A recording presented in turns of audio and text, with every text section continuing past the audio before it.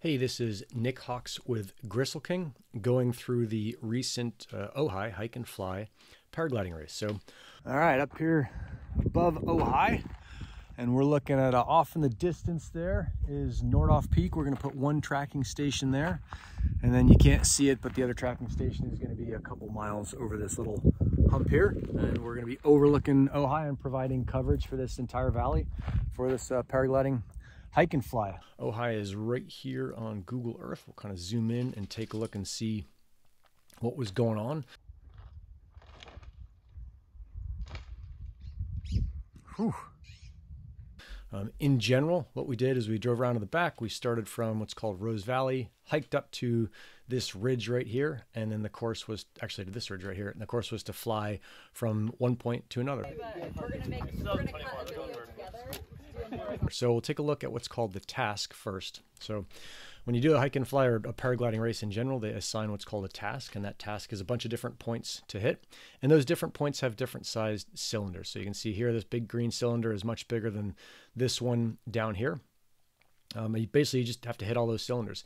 In this case, even though they're numbered 1, 2, 3, and 4, you didn't have to do them in any particular order other than that you started at 1 and you had to hit all 3 of them. So it made the most sense to obviously start at 1, hike up the back. Here was kind of the general path to the top. So you start just inside the cylinder and then boogie out of it. All right, cruising down the trail. Everybody's ahead, I think, but super fun day. Up on this trail here. That's a hallway early on. That might have been the crux move. And then there's a trail that runs the whole length of this ridge to these 2 peaks. This is 𝗨𝗏𝗃 and this is 𝗁 Peak. On 𝗨𝗏, there's a fire tower. I'll show you a video taken from that fire tower.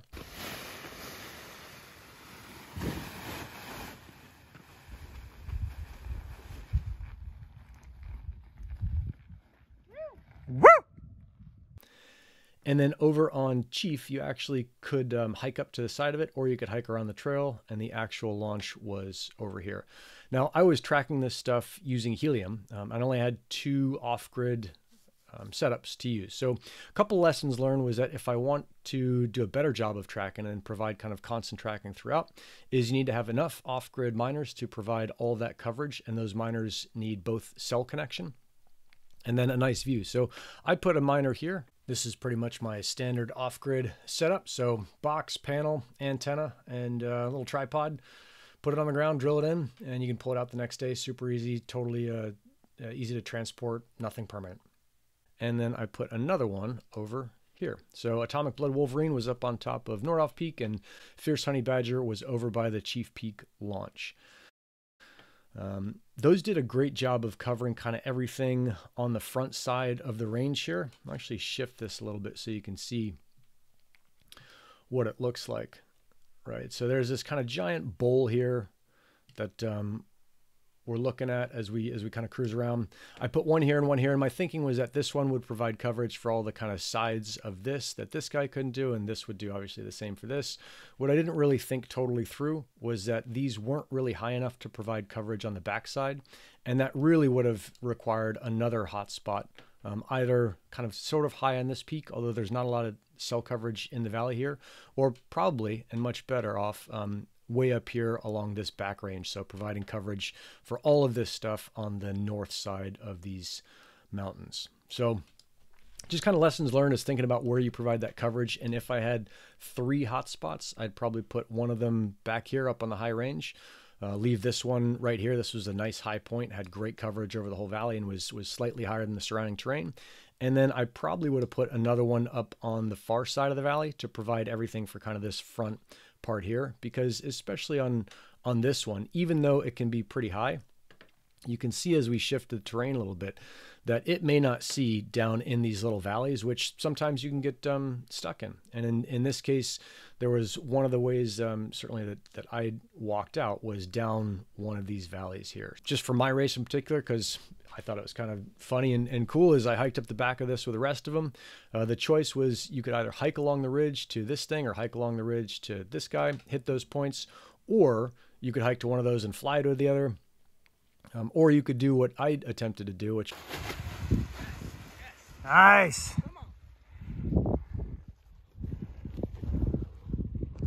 Woo!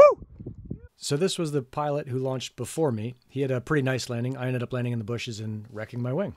But a pretty rad place to launch. Figured I'd just fly over to this guy. I'll get rid of the hotspot so that we're just looking at the cylinders. Figured I'd fly pretty close to this guy and hike up quickly and then fly off that, fly back here, hike as far as I could, fly a little bit, get over here, and then fly down into Ojai. It turned out that that first flight ended up in my, what I call my $5,000 brush landing, because I tore the wing almost completely to bits landing in the brush just short of the road here. Attempted to land right here and didn't work out, so ended up hiking down what's called Gridley Trail. So got my wing out of the bushes and then went back down here and hiked down this 6-mile trail down into Ojai proper, where my bride picked me up and we drove back up around and picked up the hotspots. So that's kind of the overall synopsis of what happened for this event, and a couple lessons learned as far as how many hotspots you need to cover a pretty big area. Although 3 devices to cover a giant area is still a small amount. And then some things to think about as far as what those devices need to cover and how the whole thing should go down. All right, hopefully that is helpful for you if you're planning out tracking for whatever adventure races or whatever events you've got going on. I'm happy to help you. If you need help, reach out.